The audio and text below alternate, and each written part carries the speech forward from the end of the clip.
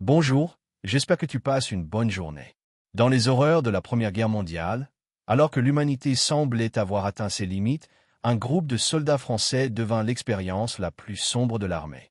Dans des laboratoires cachés, des scientifiques cherchaient à créer le soldat parfait, une machine de guerre capable de résister à la douleur et de défier la mort. Mais le prix de la perfection fut leur humanité. Entre explosions, trahison et visions cauchemardesques, un homme découvrira que la véritable bataille ne se livre pas sur le champ de guerre, mais à l'intérieur de lui-même. Aujourd'hui, nous allons donc découvrir une série appelée les Sentinelles. Avril 1915. Une guerre qui dure depuis plus de 8 mois est devenue la plus meurtrière de l'histoire. Les Allemands ont rapidement conquis le nord de la France et les Français parviennent à peine à éviter une défaite totale. La situation est critique. Après une nouvelle bataille victorieuse, les Allemands parcourent le champ de bataille en tirant sur tout survivant qui pourrait encore se cacher. Gabriel reprend conscience et commence à ramper entre les corps de ses camarades pour s'échapper. Lorsque les Allemands passent tout près de lui, il fait semblant d'être mort. Soudain, le corps d'un soldat allemand bouge et tente de l'attaquer. Mais Gabriel réagit rapidement, se bat contre lui et le tue avec sa propre lame. À cet instant, les Allemands le voient bouger et Gabriel est contraint de fuir. Les explosions le projettent au sol encore et encore, mais il n'arrête jamais d'avancer. Malheureusement, alors qu'il est sur le point d'atteindre son camp, il marche sur un piège et une grenade explose sous lui. Pendant ce temps, dans un club des banlieues parisiennes, un homme rencontre Grubé pour discuter d'un travail. Grubé l'a payé pour retrouver un laboratoire secret, mais il n'a encore obtenu aucun résultat.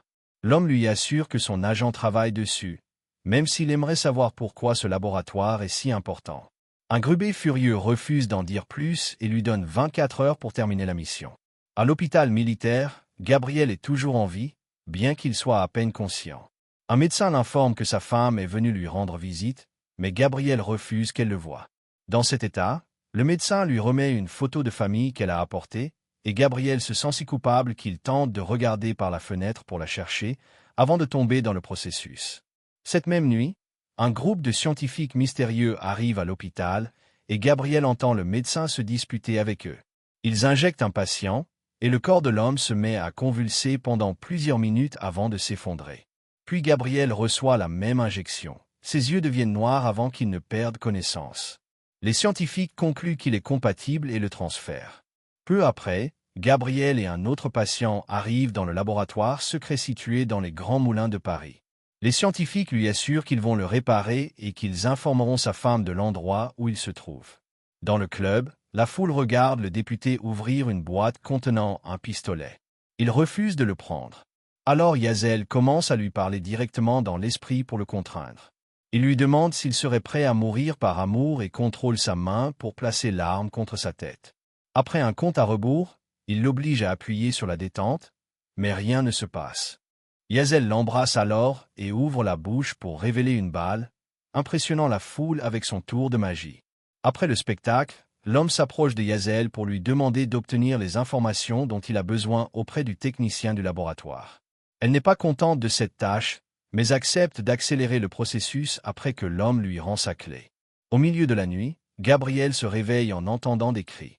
Il utilise des outils chirurgicaux pour forcer la serrure et sort de sa chambre en se déplaçant avec précaution afin de ne pas être découvert. En entendant les gardes approcher, il entre dans une pièce au hasard et trouve le corps d'un patient, le visage couvert de sang et les veines noires. Gabriel s'effondre de peur, et les scientifiques le retrouvent. Le lendemain matin, Yazel prend une photo du technicien de laboratoire et commence à utiliser ses pouvoirs, qui rendent ses yeux noirs. Elle fait marcher l'homme dans le laboratoire et lui fait observer un plan du bâtiment, qu'elle dessine rapidement. Elle copie également des informations à partir de certains documents. Lorsqu'elle tente d'accéder à une autre salle, le technicien est arrêté par un collègue parce qu'il n'a pas l'autorisation. Yazel le force à s'excuser et met fin au sortilège. Plus tard, l'homme examine les informations obtenues et les envoie à Grubé. La fois suivante où Gabriel se réveille, il reçoit la visite du colonel Miraut, directeur du laboratoire. Celui-ci lui explique qu'ils ont tenté de sauver l'autre patient, mais qu'il n'a pas supporté le traitement. Le laboratoire développe un sérum aux propriétés uniques qui pourrait permettre à Gabriel de se rétablir complètement, mais il doit décider s'il veut prendre le risque ou rentrer chez lui avec le visage défiguré. Si le sérum fonctionne correctement, son corps sera amélioré et il sera envoyé rejoindre une unité d'élite connue sous le nom des Sentinelles. Gabriel accepte de se soumettre à la procédure, alors on l'emmène dans une autre salle et on l'attache à une table. On lui injecte le sérum dans le corps et ses veines deviennent noires avant qu'il ne commence à convulser. Les scientifiques perdent espoir et se préparent à lui tirer dessus pour mettre fin à sa souffrance. Mais à cet instant, les spasmes s'arrêtent et son cœur cesse de battre. Soudain, un groupe de soldats allemands dirigé par Grubbe fait irruption dans le bâtiment et commence à tuer les scientifiques à l'aide d'armes et de lance-flammes. Miro ordonne à ses hommes de rassembler tous les documents importants concernant le sérum et d'évacuer. Il prend ensuite un livre dans le coffre-fort intitulé Projet Atlas. Un garde tente de se défendre, alors Grubbe attrape un scientifique comme bouclier humain et abat le garde. Il trouve également le technicien du laboratoire qui avait divulgué des informations et l'assassine. Les Allemands fouillent les bureaux et les tiroirs, mais ne parviennent pas à trouver les documents du sérum. L'un des soldats localise les deux scientifiques principaux à l'origine de la formule et les brûle avec un lance-flamme. Pendant ce temps, Marton se cache sous la table de Gabriel. Un soldat entre et poignarde le corps par précaution. Soudain, Gabriel se réveille avec les yeux noirs et saisit le soldat par le cou, l'étranglant jusqu'à la mort. Peu après, d'autres soldats entrent, mais la table est vide. Gabriel apparaît derrière eux, bien que l'un d'eux tente de le frapper, il le maîtrise facilement. Les autres lui tirent dessus à plusieurs reprises, mais ne parviennent pas à l'arrêter. Avec des réflexes et une force surhumaine, il détruit des colonnes et des meubles tout en éliminant tous les ennemis. Quand tout est terminé, Marthe, mais Gabriel la saisit aussi par le cou. Heureusement, il reprend conscience juste à temps pour la relâcher. Quelques heures plus tard, les Allemands sont partis et Miro découvre que l'ensemble du projet a été détruit. Gabriel est inconscient, mais dans un état stable. Cependant, Miro envoie un messager pour informer l'épouse de Gabriel, Irène, qu'il est décédé. Dans ses rêves, Gabriel voit un mystérieux soldat allemand qui se retourne et lui demande « Qui es-tu » Dans un fort en Allemagne, ce même soldat est informé des résultats de la mission. Lorsqu'on lui dit qu'il existe un nouveau sentinelle, il répond qu'il a déjà senti sa présence. Quelque temps plus tard, Miro discute avec un général de l'armée qui confirme qu'il y avait un infiltré dans le projet. Leurs services ont intercepté un message allemand qui a révélé le nom de Grubbe. Pour cette raison, les sentinelles doivent se préparer à le retrouver. Pendant ce temps, Marthe soigne les blessures de Gabriel et remarque la rapidité avec laquelle il guérit. Il assure ne ressentir aucune douleur et ne pas se souvenir de grand-chose de l'attaque, et s'excuse donc auprès d'elle. Marthe lui explique que c'est un effet secondaire courant du sérum et prélève un échantillon de son sang. En observant ses tatouages, elle se rend compte qu'il a passé du temps en prison. Lorsque Gabriel est presque rétabli, Miro annonce qu'il sera transféré au camp des Sentinelles. Gabriel souhaite voir sa famille avant de partir, mais Miro lui explique que tout le monde croit qu'il est mort. Le projet Sentinelle est secret et les civils ne peuvent pas en être informés. Lorsque la guerre sera terminée, il lui sera permis de les revoir. Gabriel se met en colère, mais Miro l'avertit que les Allemands pourraient mettre sa famille en danger et que refuser de garder le secret ferait de lui un déserteur. Dans le laboratoire, Marthe effectue des tests avec le sang de Gabriel et découvre que ses cellules absorbent le sérum, alors qu'en réalité le corps devrait l'expulser toutes les quelques heures. Elle appelle Miro et l'informe de cette anomalie, en insistant sur le fait que Gabriel ne devrait pas encore partir en mission. Au même moment, le capitaine Bonafont arrive pour lancer une enquête qui pourrait mener au traître, interrogeant tout le monde et posant des questions sur le projet Atlas. En ville, Yezel reçoit la visite de son amant secret, Louis, qui veut s'enfuir avec elle, mais elle craint d'échapper au contrôle de l'homme. Un voisin entend un homme dans sa chambre et la vérité éclate au grand jour. Au club, l'homme, furieux, menace Louis avec une lame pour s'être impliqué avec une femme qu'il considère comme la sienne, l'avertissant de quitter la ville et de ne jamais recontacter Yezel.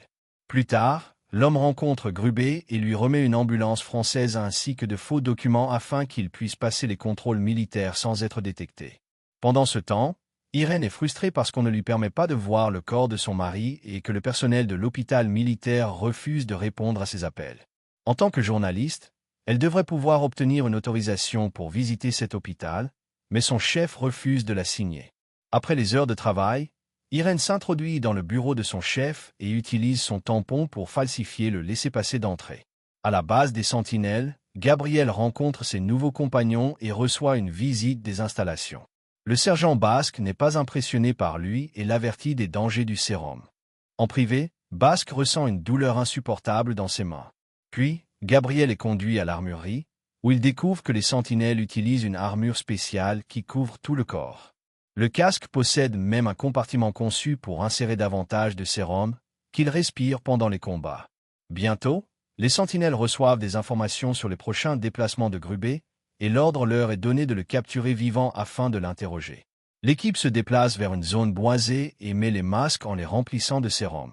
Gabriel se sent étourdi un instant, mais il se rétablit rapidement. Dans un aéroport privé, Grubé monte à bord d'un Zeppelin en partance pour Berlin. Une sentinelle s'infiltre discrètement par le toit et lance une chaîne vers un garde, le pendant immédiatement. Les autres gardes ouvrent le feu, et cette diversion permet à une sentinelle tireur d'élite de les éliminer d'une balle dans la tête. Une autre sentinelle entre dans le Zeppelin et commence à tuer les gardes. Pendant que Grubé tente de s'échapper à l'extérieur, il est sur le point de monter dans un avion lorsque Gabriel le projette au sol et commence à le frapper violemment, tandis que le sérum altère son esprit en le rendant plus agressif. Gabriel lui brise un bras avant de le projeter contre des caisses. Alors qu'il souffre d'une terrible migraine, il tente de le tuer, ce qui oblige une autre sentinelle à intervenir. Une bagarre éclate entre compagnons, mais Gabriel est si fort que d'autres sentinelles doivent se joindre pour le maîtriser. Heureusement, cela l'aide à reprendre le contrôle, et Grubé est finalement capturé. Pendant le voyage de retour, Gabriel entend une voix qui murmure son nom. Soudain, il commence à avoir des visions du mystérieux soldat combattant sur le champ de bataille. L'homme se tourne vers lui et lui dit qu'il attendait quelqu'un comme lui. Quelque temps plus tard, Gabriel rêve de ce soldat attaquant un campement français. Lorsqu'il se réveille, ses yeux sont noirs. Ce jour-là, Marthe arrive à la base des sentinelles pour vérifier l'état de santé de tous. Les résultats de Basque ne sont pas bons, mais il insiste en disant qu'il va bien. Quand vient le tour de Gabriel, les tests physiques sont normaux, bien qu'il admette entendre des voix et avoir des visions. Marthe lui révèle qu'elle a enquêté sur son histoire familiale et l'informe que son père est mort. Gabriel s'en réjouit, car lorsqu'il était enfant, son père a assassiné sa mère sous ses yeux. Marthe pense que la colère refoulée de Gabriel pourrait être la cause de sa perte de contrôle. Plus tard, Marthe informe Miro et lui demande s'il a déjà entendu parler de cas où le sérum provoque des visions. Miro le nie trop rapidement, bien que Marthe cite certains scientifiques, aujourd'hui morts, qui avaient mentionné cet effet. Ensuite, Miro interroge Grubé, qui refuse de parler. Son assistant commence à le torturer pour obtenir des informations, mais Grubé a été entraîné à résister à la douleur. Il se contente de leur dire de regarder les lignes de front.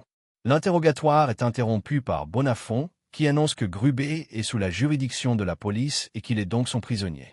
Au club, Yazel confronte l'homme à propos de Louis. L'homme jure que Louis est parti parce qu'il a trouvé un meilleur travail, mais Yazel ne le croit pas. Sa colère provoque le vacillement des lumières et le tremblement des objets. Ses yeux deviennent noirs et un verre explose. Yazel accuse l'homme de vouloir contrôler sa vie et s'en va furieuse. Cette nuit-là, les sentinelles organisent une petite fête pour évacuer le stress. Mais Gabriel reste étourdi et tourmenté par les voix. Les visions du soldat assassinant brutalement des soldats français l'envahissent, et Gabriel s'agrippe au lavabo avec une telle force qu'il le brise. En retournant à la fête, il découvre que les autres sentinelles fument des restes de sérum, une version plus faible. Gabriel se faufile hors du bâtiment et prend une moto, déterminé à rendre visite à sa famille. Cependant, ses compagnons l'arrêtent avant qu'il ne s'attire des ennuis.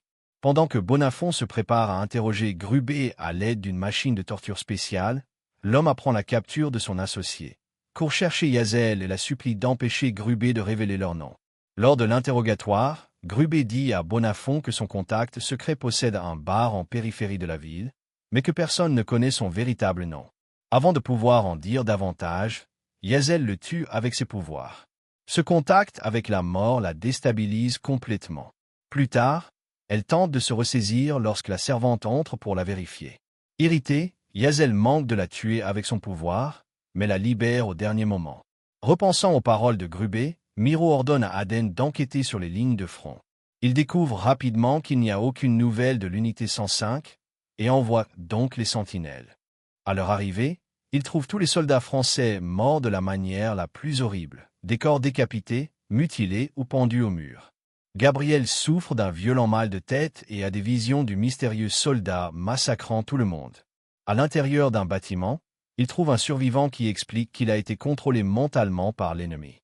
Les soldats ont tenté de lui tirer dessus, mais les balles ne lui ont rien fait. Il affirme que l'homme possédait une force surhumaine et une armure métallique comme celle des sentinelles. La voix dans l'esprit de Gabriel lui dit qu'il appartient à la race des Titans et qu'il les rejoindra bientôt. À l'hôpital militaire, Irène demande des nouvelles de son mari, et le médecin lui assure qu'il n'a pas souffert. Lorsqu'elle demande à voir le corps, on l'ignore. Plus tard, chez elle, une infirmière lui rend visite et lui révèle que le médecin a menti. En mentionnant le nom de Miro, le patron d'Irène tente de la renvoyer pour avoir falsifié le laissez-passer, mais elle le convainc que son courage peut lui permettre d'obtenir des histoires plus dangereuses pour le journal. Quelque temps plus tard, Miro apporte de nouvelles informations à ses supérieurs de l'armée. Les photographies obtenues confirment la présence du mystérieux soldat allemand dans les tranchées. Il est si fort qu'il attaque seul. Ils doivent l'arrêter avant de perdre la guerre, et envoient donc les sentinelles à sa poursuite. Dans son bureau, Bonnafont informe Miro du rapport d'autopsie de Grubé, expliquant que son cœur semble avoir été écrasé. Bonnafont est frustré, car aucun des scientifiques ne veut partager d'informations et tous les dossiers de l'année 1905 ont disparu, mais Miro refuse lui aussi de répondre. Pendant ce temps, Marthe soigne un jeune soldat qui s'est porté volontaire pour le programme après qu'on lui a extrait une balle du poumon. On l'attache à une table et on lui injecte le sérum. Bientôt, son corps commence à convulser. Lorsque le sang commence à jaillir de sa bouche, Marthe lui tire une balle dans la tête pour le libérer de sa souffrance. Au club, l'homme est informé que la police fouille les banlieues à la recherche de Grubé. Il dit à ses employés de ne pas s'inquiéter, qu'il a tout sous contrôle, et promet de ne plus jamais travailler avec les Allemands.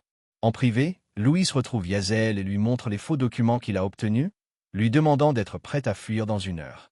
Dans les tranchées de la forêt de Cadre, les sentinelles rencontrent quelques soldats français qui sont isolés depuis longtemps, sans contact avec la base.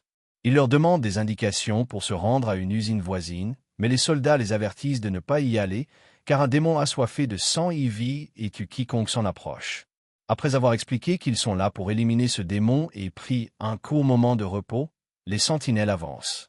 Ils finissent par arriver à une usine abandonnée et découvrent des corps pendus partout. Soudain, le soldat mystérieux ouvre le feu depuis les ombres, les forçant à se mettre à couvert et à riposter. L'échange de tirs dure plusieurs minutes, alors le groupe décide de se séparer. Certains distraient l'ennemi tandis que les autres tentent de l'encercler. Cependant, l'adversaire anticipe leurs mouvements et tire également sur eux. Peu après, tout le sérum contenu dans le casque provoque l'effondrement de Basque, qui commence à vomir du sang. Il dit à ses compagnons de continuer sans lui pendant qu'il se rétablit. Ses mains tremblent et il a besoin de plusieurs coups pour les contrôler.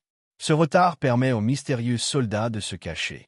Derrière une grande machine, il trouve un soldat français poignardé qui respire encore. Soudain, l'ennemi prend le contrôle de son esprit et l'oblige à activer une grenade. Une énorme explosion secoue l'endroit et projette la moitié de l'équipe dans les airs. Alors que Gabriel tente de se remettre, il a une vision du mystérieux soldat s'approchant par derrière de l'un de ses compagnons. Gabriel crie pour l'avertir, mais il est trop loin. L'ennemi attaque la sentinelle et un combat brutal éclate.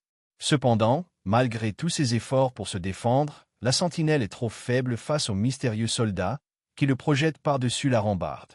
Il sort ensuite une lame double et le poignarde dans le dos, scène que Gabriel voit à travers sa vision.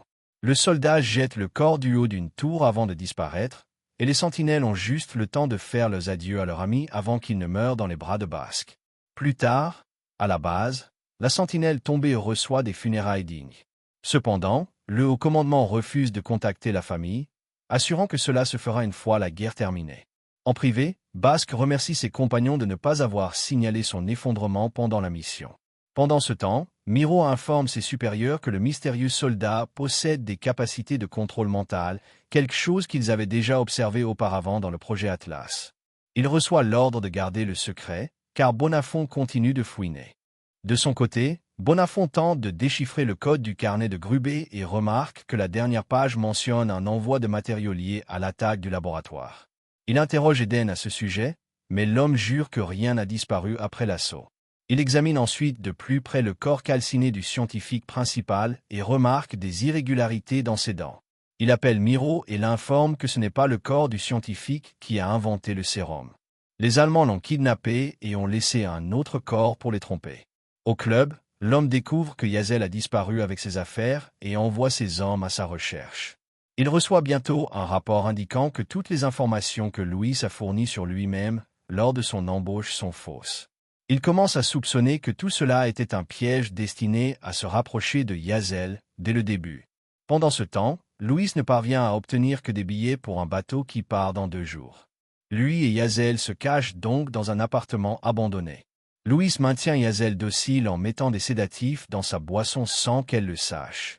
En ville, Irène rencontre un journaliste qui partage une histoire qu'il a couverte il y a des années. Un homme aux yeux injectés de sang a tué des dizaines de personnes dans la rue avant d'être abattu par la police. Le corps a disparu de la morgue, et le journaliste a découvert que c'est Miro qui l'a retiré. Il a tenté d'enquêter, mais depuis 1905, il n'existe plus aucun registre à son sujet. Il ne peut donner à Irène que le nom d'un témoin oculaire. Après avoir vu son ami mourir sans que sa famille ne le sache, Gabriel décide de s'échapper en pleine nuit. Il conduit jusqu'à son ancien appartement et utilise une clé cachée pour entrer. Ignorant la tante d'Irène endormie sur le canapé, il s'approche du berceau pour voir son fils. À ce moment-là, Irène rentre chez elle, alors Gabriel se cache pendant qu'elle discute avec sa tante. Quand Irène repart, il la suit dans la ville, vole un chapeau et un masque à un sans-abri endormi pour couvrir son visage. Irène arrive dans un quartier dangereux et entre dans un bar pour parler au témoin oculaire qui lui raconte l'histoire de l'assassin, un homme doté d'une force surnaturelle et couvert de tatouages. À la fin de l'entretien, Irène tente de partir, mais un homme commence à la harceler. Gabriel intervient immédiatement et le force à s'en aller. Irène essaie de lui parler, mais il s'éloigne sans dire un mot. Lorsque Gabriel traverse la rue sous un pont, le harceleur et sa bande l'encerclent et le font tomber. Pendant qu'il lui retire son masque, Gabriel est pris de vertige et a une vision du mystérieux soldat. Soudain, il perd le contrôle et commence à frapper le groupe avec une fureur démesurée, tuant la plupart d'entre eux. Le harceleur tente de ramper pour s'échapper, et Gabriel se souvient de la façon dont le soldat a assassiné son compagnon. Comme en transe, il imite les mouvements de l'ennemi et l'exécute à son tour. Au laboratoire, Marthe effectue des tests lorsqu'elle entend un bruit étrange. Elle prend son arme et va vérifier, pour trouver Gabriel recroquevillé dans un coin. Marthe prélève un échantillon de son sang pendant qu'il lui raconte ce qui s'est passé. Il n'a pas consommé davantage de sérum. Alors Marthe soupçonne que son corps commence à en produire naturellement. Gabriel ne veut pas revoir sa famille dans cet état, alors Marthe lui promet de l'aider. À la maison, Irène dit à sa tante qu'elle croit avoir vu Gabriel. Puis elle rencontre un contact du gouvernement qui lui remet des profils de soldats correspondant à la description du témoin. L'homme avoue qu'il a tenté d'enquêter sur Miro, mais qu'il a dû abandonner, car mentionner son nom attire des ennuis. Irène apporte les dossiers au témoin, qui reconnaît l'une des photographies comme celle de l'assassin, bien que le dossier indique qu'il est mort avant l'incident. Au même moment, Miro est informé que l'épouse de Gabriel pose trop de questions. Au club, l'homme reçoit la visite de Dian, qui a été désignée comme remplaçante de Grubé. L'homme tente de lui expliquer qu'il ne travaille plus avec les Allemands, mais Dian le convainc de coopérer en lui promettant de ramener Yazel en récompense. Sa nouvelle mission consiste à obtenir des informations sur l'homme représenté sur un portrait qu'on lui remet. Dans l'appartement, Yazel se réveille et panique en découvrant qu'elle est attachée au lit. Louise tente de lui administrer le sédatif directement dans la bouche, mais dès qu'il s'approche, Yazel essaie de contrôler son esprit. Cependant, le sédatif l'affaiblit et elle échoue, permettant à Louise de la rendormir. Peu après, les sentinelles reçoivent une nouvelle mission. Elles doivent secourir le scientifique des mains des Allemands. Elles ont reçu des informations indiquant qu'il est retenu à 108 km derrière les lignes ennemies et qu'il sera transféré dans 2 jours. L'armée bombardera la zone pour créer une diversion et permettre aux sentinelles de s'infiltrer. En privé, Miro dit à Gabriel qu'il est au courant des meurtres, mais que s'il parvient à ramener le scientifique, il sera pardonné. Finalement, les sentinelles arrivent sur les lignes de front à balle. Malheureusement, elles apprennent que les éclaireurs censés les guider ont été tués et que le capitaine a tenté d'annuler la mission sans succès. Les soldats français sont en retraite, alors les sentinelles avancent seules à travers le tunnel. En le traversant, elles arrivent aux tranchées, où un soldat les informe que les Allemands ont installé une mitrailleuse à 200 mètres. Les sentinelles avancent prudemment sur le champ de bataille en attendant une attaque surprise, mais rien ne se produit. N'ayant pas d'autre choix, elles continuent sans couverture. Soudain, un soldat français hors de lui se place au milieu du champ et commence à crier en direction des Allemands, forçant les sentinelles à se cacher tandis que l'ennemi le crible de balles. Après cela, elles observent plusieurs soldats allemands et leurs mitrailleuses. Une sentinelle tente de les contourner pour attaquer par derrière, mais elle est repérée et les Allemands ouvrent à nouveau le feu. Gabriel et ses compagnons ripostent en éliminant les tireurs, tandis qu'une autre sentinelle s'occupe des retardataires. Quand tout semble dégagé, ils sifflent pour que le reste le rejoigne. Le lendemain matin, 2 soldats allemands arrêtent leur camion en voyant un homme bloquer la route. Soudain, les sentinelles les encerclent, les frappent et volent le véhicule. Pendant ce temps, le haut commandement de l'armée craint que Bonnafont découvre les secrets du projet. Comme le scientifique a déjà été localisé, Bonnafont est contraint de terminer l'enquête et est réaffecté à un autre dossier. Dans un fort de Walchim, le scientifique français Masaryk reçoit la visite de Max Milon, l'enquêteur allemand qui tente de recréer le sérum. Max Milon sait que Masaryk préférerait mourir plutôt qu'aider, alors il menace de nuire à sa femme s'il ne coopère pas. Sans choix, Masaryk accepte et est conduit devant le mystérieux soldat, qui enfin retire son casque et lui dit qu'il le connaît déjà. Les sentinelles se dirigent vers le fort lorsqu'elles trouvent la route bloquée par des soldats allemands. La majorité de l'équipe se cache tandis que Climont fait semblant d'être allemand et présente les papiers qu'ils ont trouvés dans le camion. Malheureusement, les documents sont périmés et les Allemands exigent de vérifier l'arrière du véhicule. Les sentinelles n'ont d'autre choix que de sortir et d'ouvrir le feu. Grâce à leurs réflexes améliorés, elles éliminent tous les ennemis en quelques secondes. Mais Clermont est blessé dans le processus. À Paris, Irène retrouve son contact une fois de plus et cette fois, il lui remet le dossier de Miro. Il avertit que ce sera leur dernière rencontre. De retour chez elle, Irène est interceptée par Édien, qui lui ordonne d'arrêter son enquête ou elle aura des ennuis. Pendant ce temps, un policier reconnaît le portrait de l'homme comme étant celui de Gabriel. L'homme achète le dossier de Gabriel à la police et le remet à Diane, qui lui promet des nouvelles de Yazel bientôt. Cette nuit-là, l'homme tente d'utiliser un sort pour la localiser, mais il n'y parvient pas.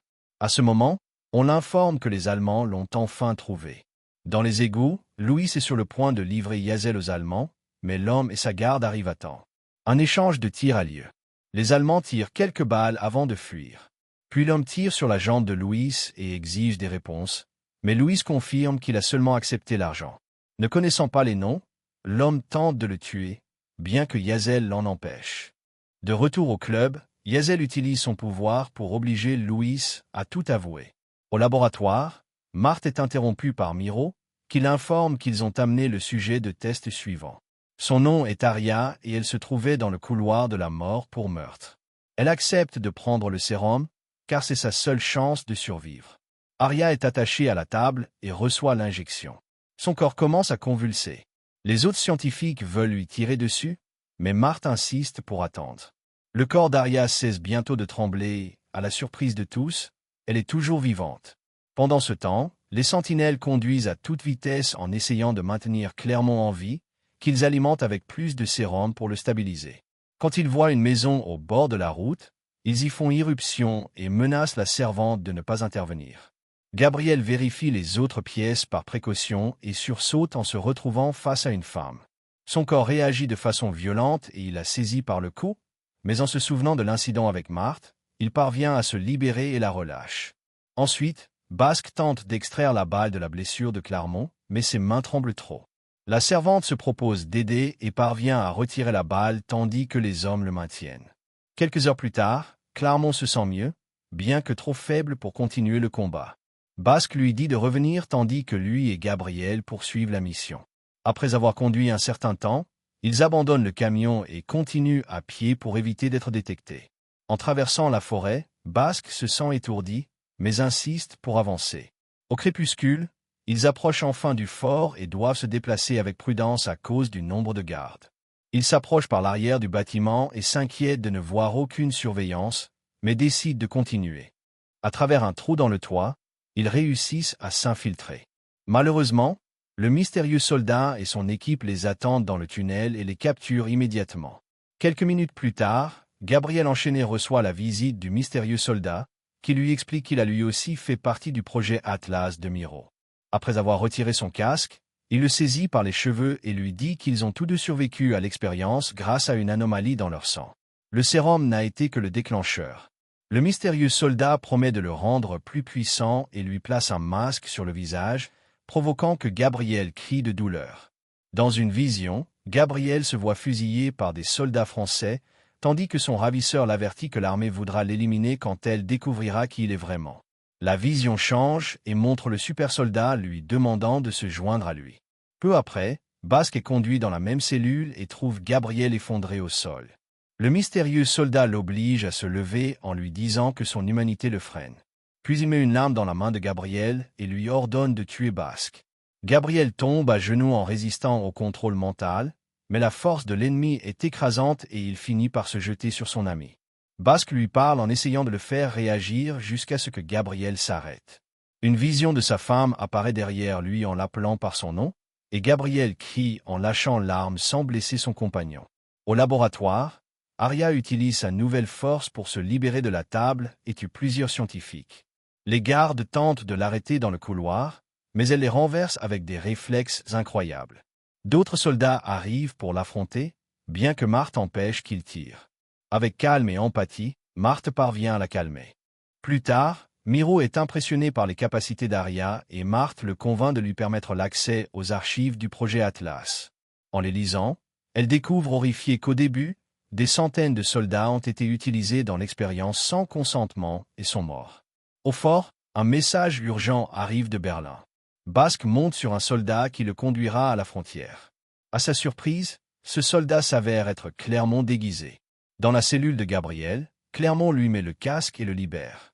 Le groupe s'infiltre dans un tunnel et élimine plusieurs gardes. Pendant qu'ils demandent des nouvelles de Masaryk, l'un d'eux indique la bonne direction et les sentinelles continuent à abattre des ennemis au fur et à mesure de leur progression. Ils trouvent Masaryk enfermé dans sa cellule et le libèrent tandis que d'autres Allemands tentent de les arrêter. L'alarme du fort retentit et le mystérieux soldat entend les coups de feu. Une bombe explose dans le tunnel, mais n'arrête pas les sentinelles qui continuent à avancer et à abattre des adversaires. Un soldat parvient à saisir Masaryk, mais Clermont lui tire dessus et le sauve. La lutte continue alors qu'il monte les escaliers pour sortir à l'extérieur, où encore plus d'ennemis les attendent. Quand ils manquent de munitions, ils se battent au corps à corps et arrachent les armes à leurs adversaires. La majorité parvient au camion, mais Gabriel reste derrière. Il lance une grenade pour distraire ses ennemis et réussit à sauter à l'arrière du véhicule pour s'échapper enfin.